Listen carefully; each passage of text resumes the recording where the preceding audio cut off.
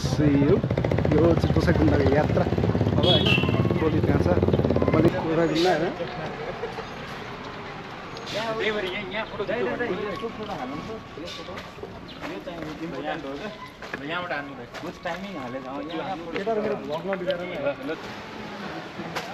बाटो तर्किनु थालेको छ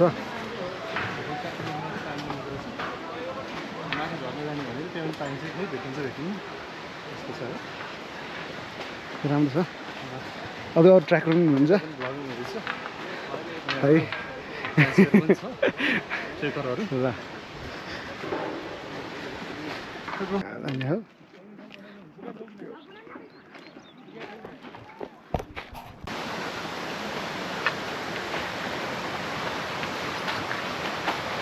हो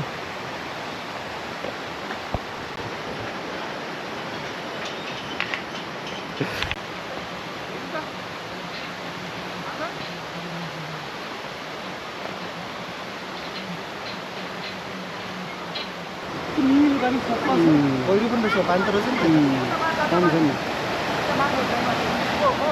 है ओ राजा पानी दिनु छैन नुहाउनु मिल्छ त्यसो नुहाउन सकिन्छ त्यसो सकिन्छ यो माथि घरमा मिल्छ नि घरमा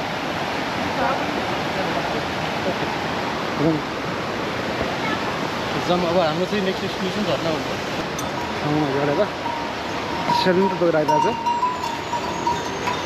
हो भाइ अनि जाने यति जाउँ न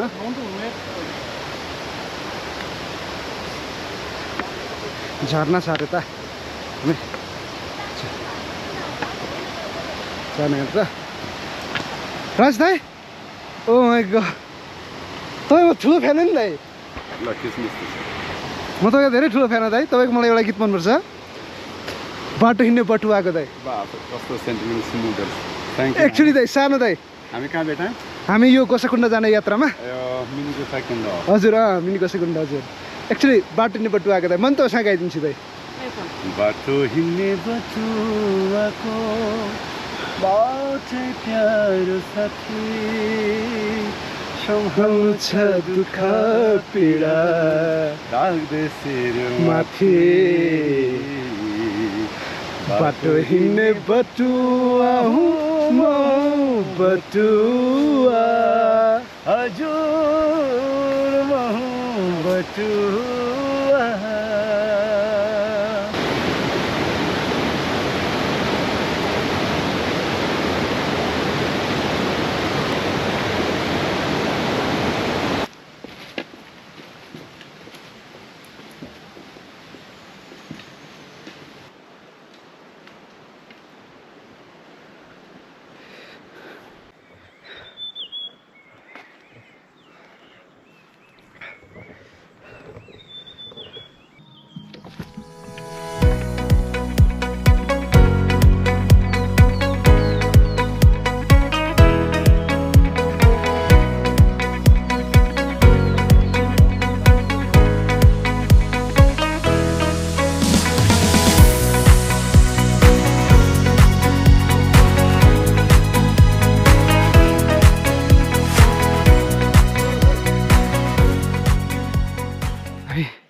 अहिले हामी हिँड्दा हिँड्दै त यो ठाउँको नाम के हो यो ठाउँको नाम एक्ज्याक्ट त भन्न सकिँदैन त्यो चन्दनबारी र चोलाङपाटीको बिचको ठाउँ हो बिचको ठाउँ हो तल भ्यू देखाइन्छ भ्यू हेर्नु यस्तो बवाल छ है दाइ म्याजिकल यो भ्यूको लागि के भन्नुहुन्छ दाइ यो मेजमराइजिङ नै हो ब्रेड टेकिङ छ भ्यू है लामो सास लिएर छोड्ने खाले छ है सबै स्ट्रेसहरू बिर्सिन्छ सबै थकानहरू मेटिन्छ सबै थकानहरू मेटिन्छ यहाँ एउटा सानो चौतारी जस्तो रहेछ बस्ने ठाउँ अब हाम्रो चाहिँ 5 घन्टा हुन्छ होला नि दाइ यहाँदेखि यहाँबाट 5 घन्टा जस्तोमा हामी पुग्छौँ 5 घन्टा जस्तो लाग्छ होला गोसाइकुण्ड पुग्न अनि हाम्रो टार्गेट भनेको आज पुग्ने अनि फिर्केर आधी बाटोमा आएर बस्ने छ हैन ग्लेसियर लेकहरू छ एकदम है ग्लेसियरहरू जमिरहेछ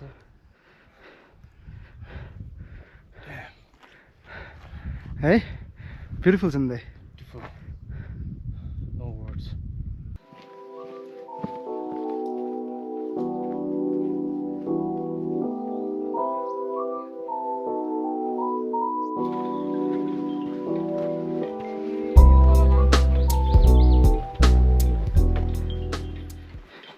यता चाहिँ लाङटाङ जाने हो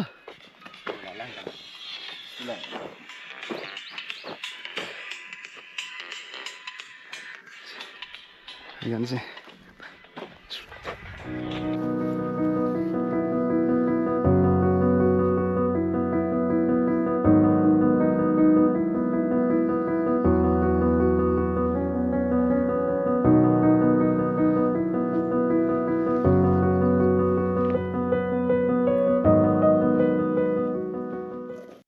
माउन्टेन्सहरू छ होइन अगाडि हेऱ्यो पछाडि हेऱ्यो त्यस्तै माउन्टेन्सहरू छ होइन यस्तो दामी भ्यूहरू छ होइन तपाईँलाई कसैले हेभन कहाँ छ भने चाहिँ राइट हियर इन नेपाल ए यहाँ नै अगाडि पनि माउन्टेन छ क्रेजी पार्ट इज मसले आएको यो मेरो सेकेन्ड डे हो सेकेन्ड नाइट्स भयो मेरो यो सेकेन्ड नाइट्स थर्ड डे भनौँ न म थर्ड डेमा यो हेर्न होइन कसैकुण्डा आएको छु इट्स बिग थिङ हेर न ओ माई गड अनि लाइफको चाहिँ सबैभन्दा बेस्ट डिसिजन मैले बनाएको एक्लै भनेको चाहिँ यो हो क्या it's one in a life time experience होइन अनि गोसाइकुण्ड पुग्छु थाहा छैन एकदम गाह्रो छ अरे यहाँदेखि 4 घन्टासम्म पुगिन्छ भन्दै चाहिँ यसो स्लो वक गऱ्यो भने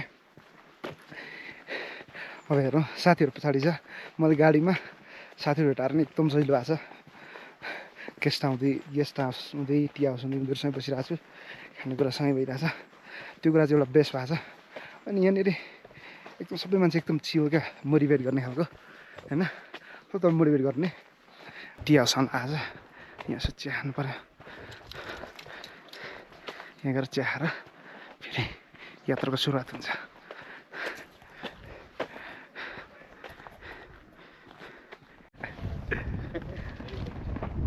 यहाँ आइपुगेछ अब यहाँदेखि चिन्नु लाग्यो खाजासाजा भएर होइन यो चाहिँ लाङटाङको उयो अरे लाङटाङ होइन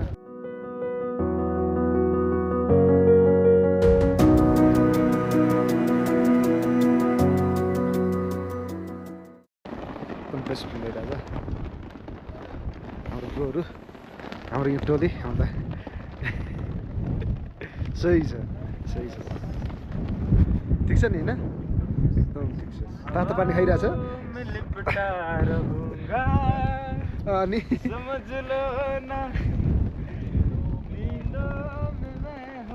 हाम्रो दाइ भेटाएको छौँ बाटोमा अनि दाइले चाहिँ हामीलाई गोसाइकुण्डाको विशेषता भनिदिनुहुन्छ तपाईँ नाम भनेर सुरु गर्नु ल म नमस्कार हरिओम राधे राधे म भोला अधिकारी म वर्षै बिच्छे प्रायः जस्तो धेरै ट्रेकमा आइरहन्छु है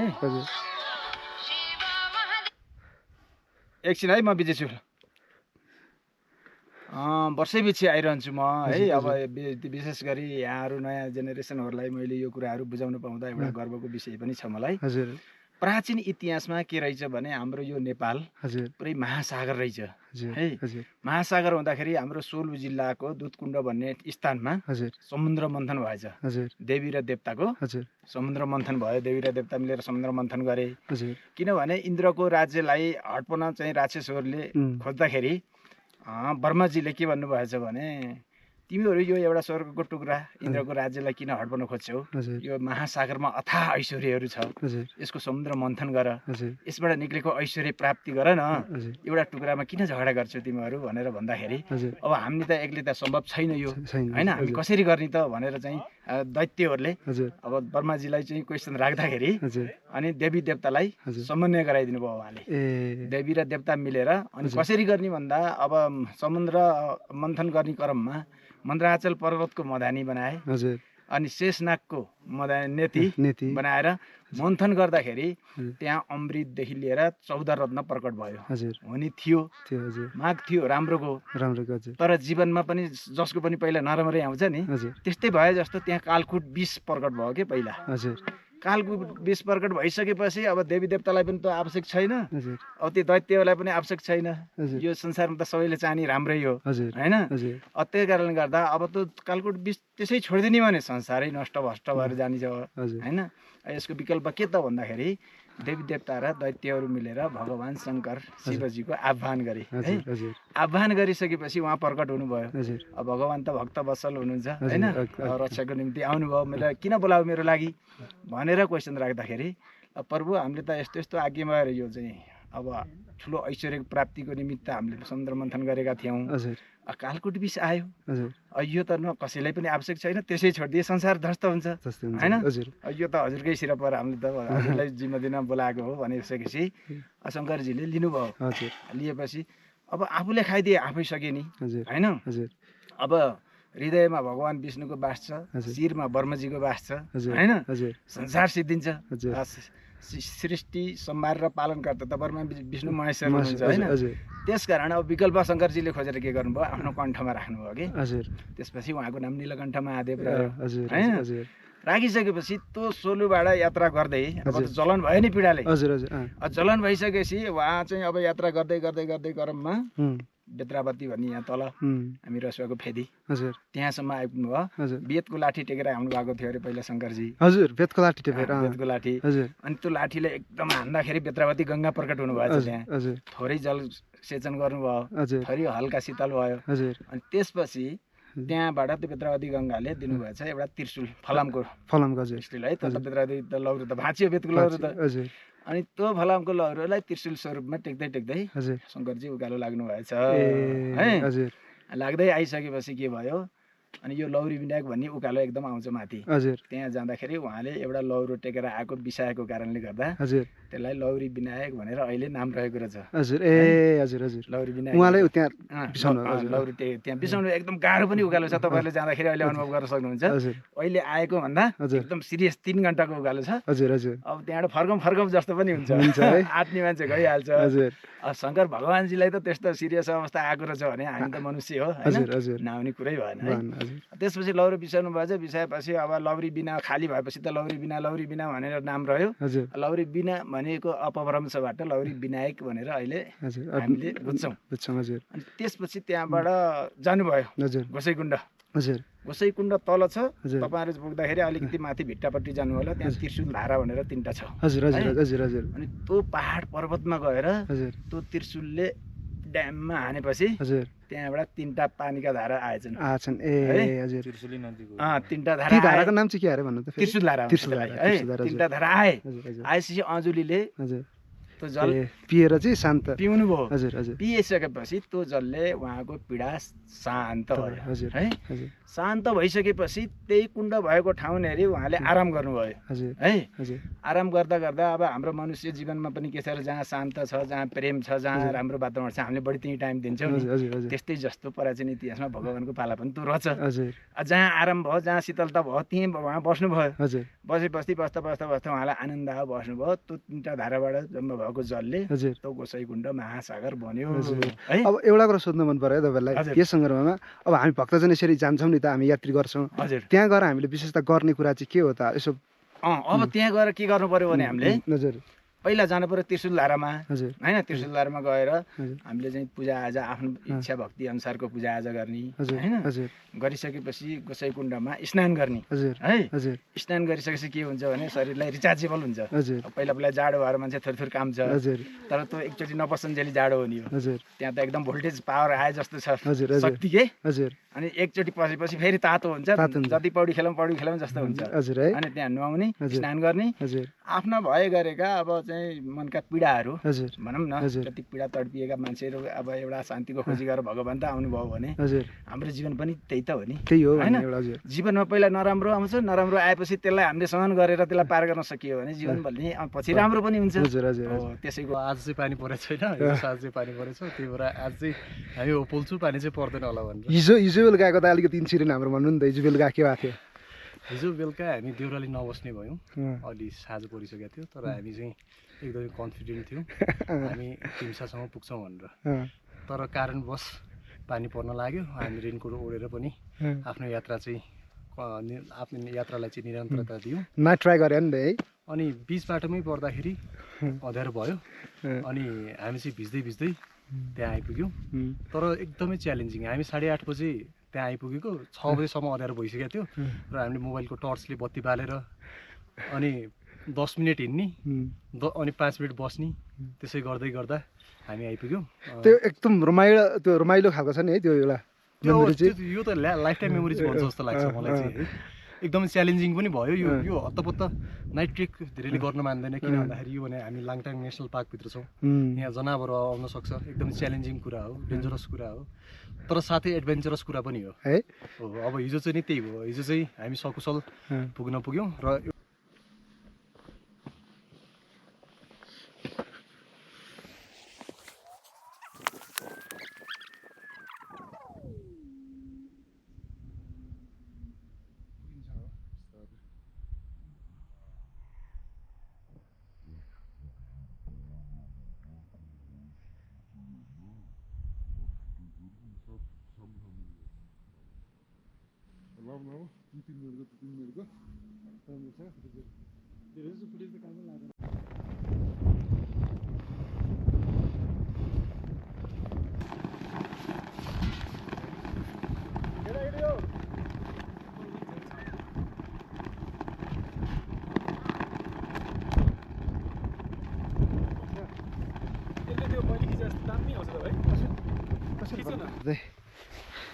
गाह्रो भइरहेको छ जानु यहाँदेखि फेरि चाहिँ कहाँ पुगिन्छ।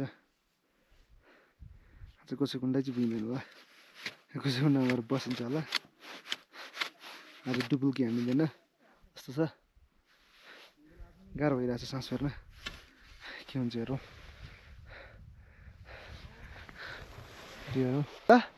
टफेस्ट ट्रेल यही होला। अनि हाम्रो टोली सबै त्यहाँ हो।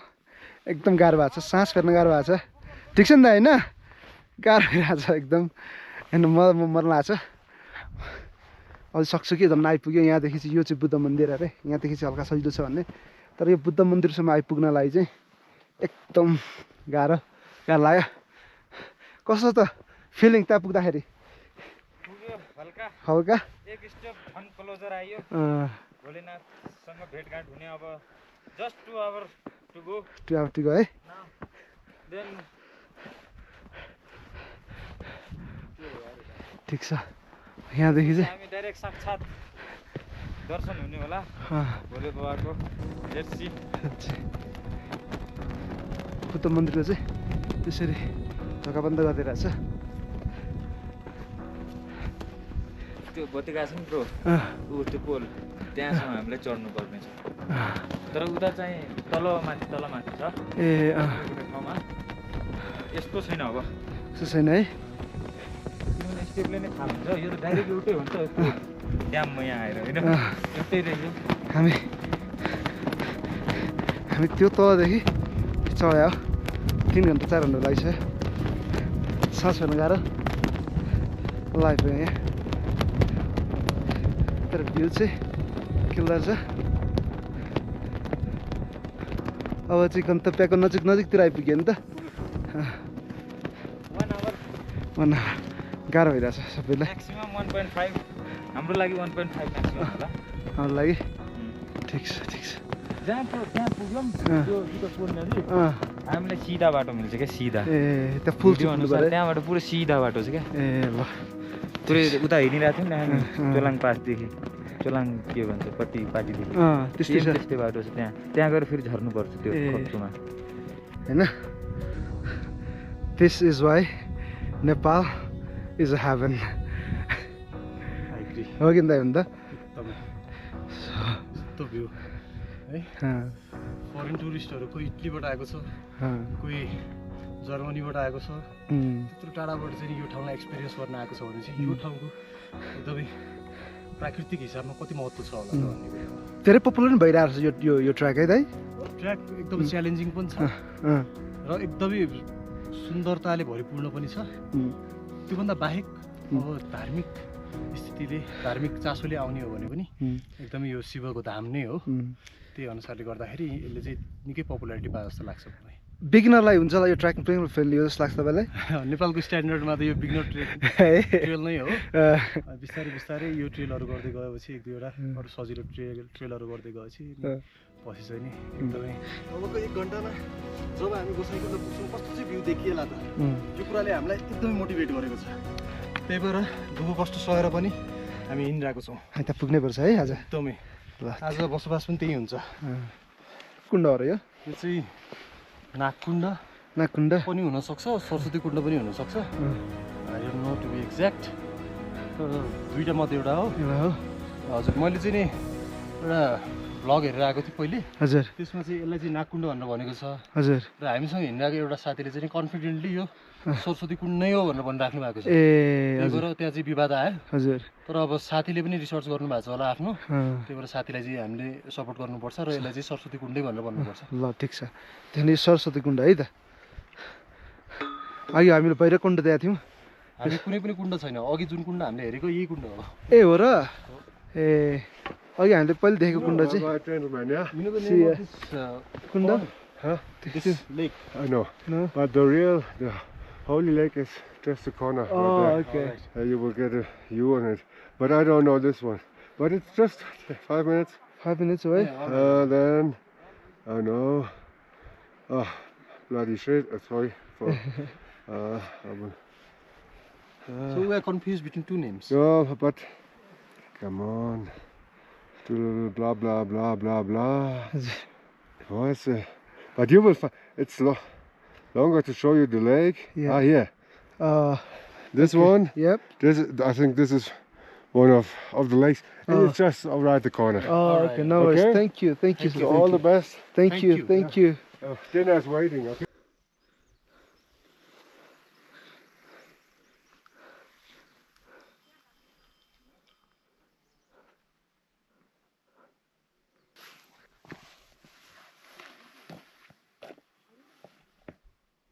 This is Kusakunda.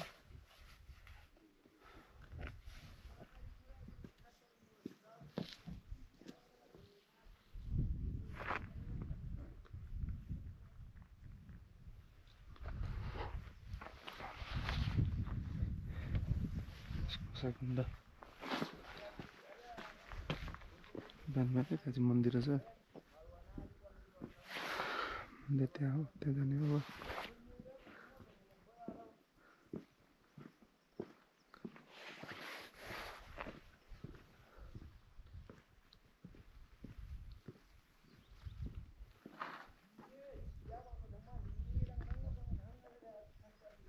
अनि त्यहाँनिर देख्नुहुन्छ माउन्टेन राम्रो माउन्टेन त्यहाँ छ गोसाइकुण्डको चाहिँ यो अहिले फेदमा छौँ हो अनि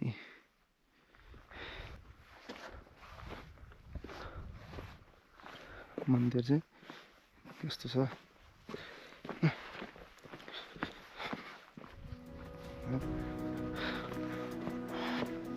ओम नमः शिवाय है ओम नमः शिवाय ओम नमः शिवाय हेर्नुहोस् मन्दिर चाहिँ के छ होइन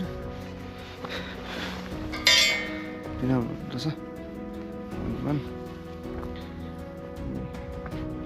काशी मन्दिर पन्धार शारदा मन्दिर मैले बिहानै आएको छु नि त बिहानै आएको छु नि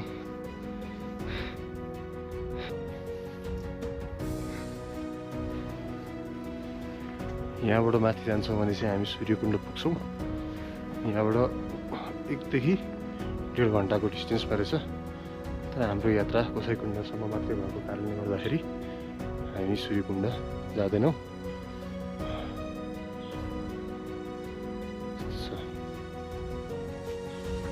4380 मिटरमा रहेको छ गोसाइकुण्ड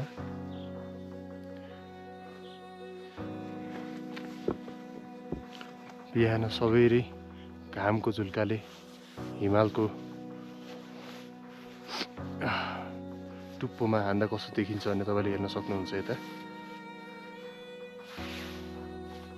अलिअलि हिउँ भए तापनि एकदमै न्यानो महसुस गराएको छ चन्द्रमा पनि छ है माथि